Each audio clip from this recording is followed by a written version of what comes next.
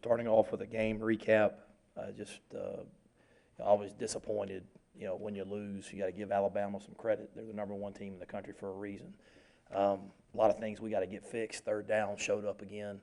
Got to find ways to get off the field on third down, get some more pressure, play the right leverage, but getting off the field on third down. And again, there were some positives that happened that we want to build on moving forward. So I think that's the key. Let's get some things corrected. Let's build on the things that were positive moving forward. We did have some injuries in the game. Patrick Lucas, a true freshman, he tore his Achilles. He'll be done for the year. He'll have surgery on Thursday. He did not play in all 4 games, so he'll be able to keep his red shirt. So moving forward, Ryder Anderson will also have surgery on Thursday. Looking 4 to 6 weeks, but we'll know more after the surgery. Jonathan Haynes tweaked his ankle. He'll be day-to-day. Matt Corral, he looked better this morning. Still, I'm going to be anxious to see him throw on Tuesday, so I'll be able to tell you more Wednesday as far as the reps go. But we'll know more when he gets back out there. I think he'll be able to throw starting on Tuesday, but I don't think it's right to give you an evaluation now until he gets out there and actually goes. But really excited to be coming home. Homecoming. It's an evening game. We're going to honor Patrick Willis, so I expect this to be a great crowd. And this is a huge game for us. Got a lot of respect for Coach Mason and Vanderbilt. Jevon's one of the premier backs in our league. They run around, play really hard on defense, so I've been impressed watching them on tape. But this is a huge game for us, and looking forward to a great atmosphere in Vaught-Hemingway on Saturday.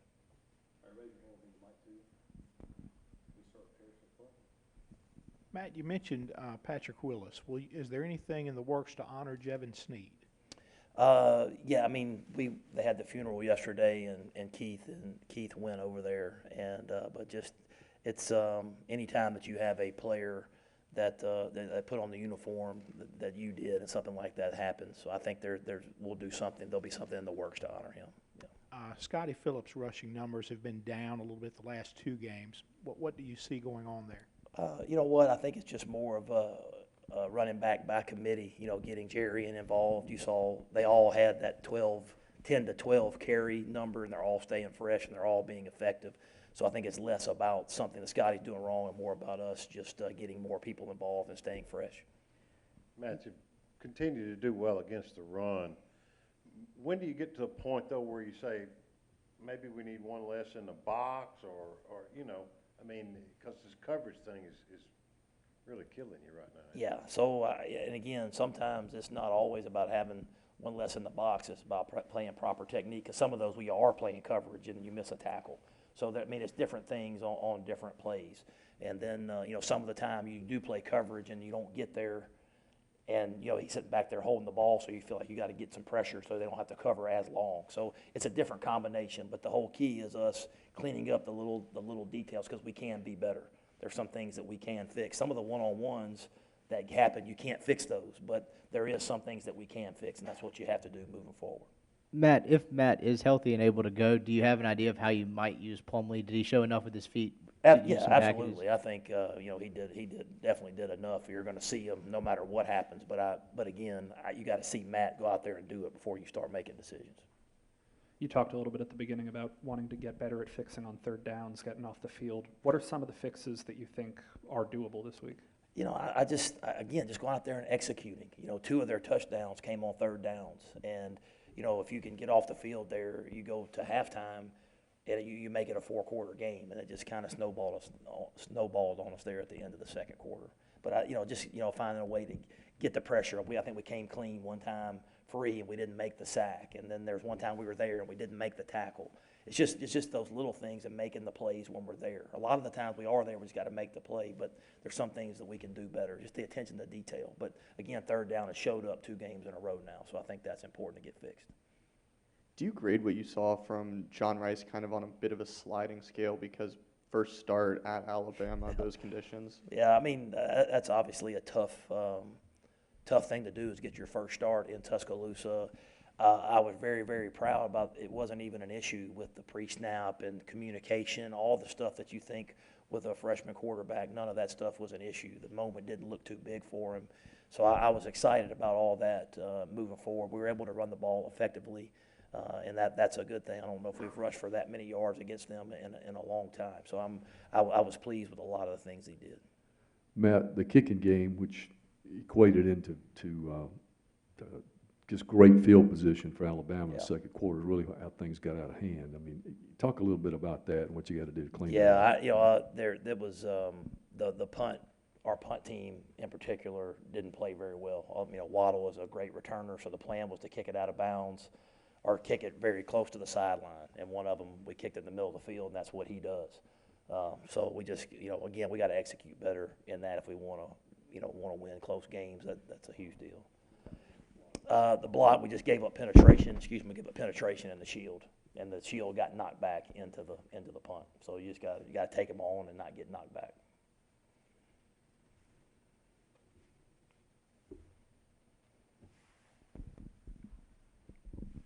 Does Neal remind you of anyone y'all faced so far at quarterback? I mean, it's hard to say. He's a guy that's a transfer, and he's a good player, got a lot of experience. Maybe Garber's from Cal, maybe similar, but he's accurate and he gets the ball out. He's got the leading returning receiver in the SEC, so he's they got a really good running back, so they can do both. That's the challenge they present because they got a good running game and they have some good play actions. They got some tight ends they can get the ball to, and they got a very good receiver, so they have the ability to score some points for sure. I know it was just really late. It was just late in the game. Tisdale looked good on some of the throws that he made. Did he change his role at all going into this week, and is his role somewhat impacted by Matt's availability? No, it makes you feel good that you got three good freshman quarterbacks. I mean, he had a look at his eye when he was out there. He made the throws. He kept it on fourth down and went and got a first down. And he made a really good throw to Jaden, another freshman. So I was happy to see him take advantage of his reps when he got in there. Matt, the 279 rushing yards, what did you see that was working well in the run game? How did y'all get there? What did you think of the Lions' performance?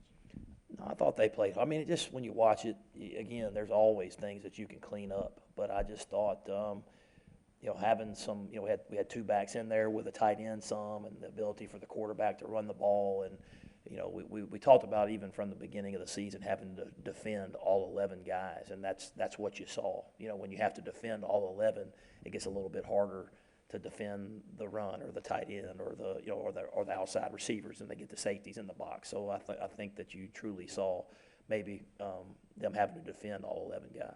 We'll take a question up top.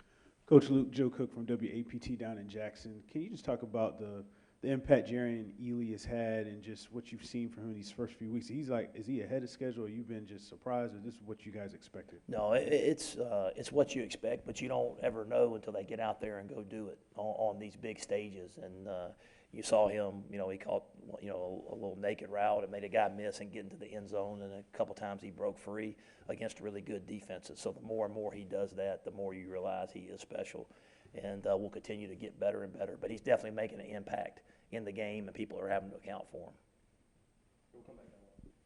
Back to Grant, with the 4 games, is there a plan to kind of try to redshirt him, or does that depend on Matt's availability? Yeah, I think it all depends. I think it does give us some flexibility. We definitely wanted to see him go in there and throw the ball some at the end of the game to see, just to let him go out there and operate some. So I thought that was important. So he got some reps under his belt. The 4-game rule does give you a little flexibility with that. Matt, you were asked about Jerrion Ealy, but if you would, could you expound on, you guys are playing a lot of true freshmen from that 2019 class. They've been on campus now several months. Your thoughts on what that 19 class is doing? And I know some of that's by necessity. But. Yeah, no, some of it is by necessity, but it's a very, very talented class. And I think that's the exciting part that you want to build on, because these guys are just going to continue to get better. But you also have a lot of seniors that want to win right now, and that's what I was saying after the game. That's the frustration. You know the future's bright. We're coming, but we want to win right now.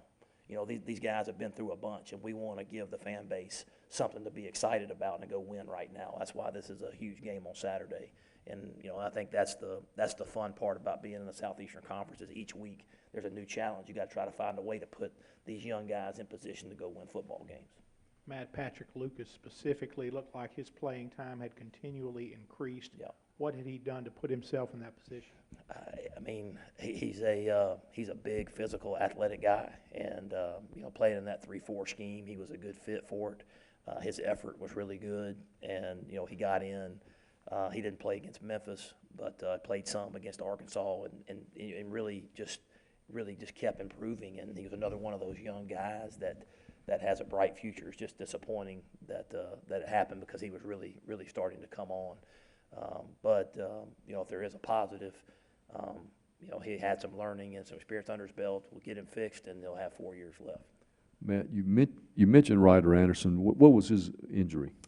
He had an ankle sprain and a knee injury that he's going to have operated on. Not ACL, it's a meniscus, but he has to have it operated on.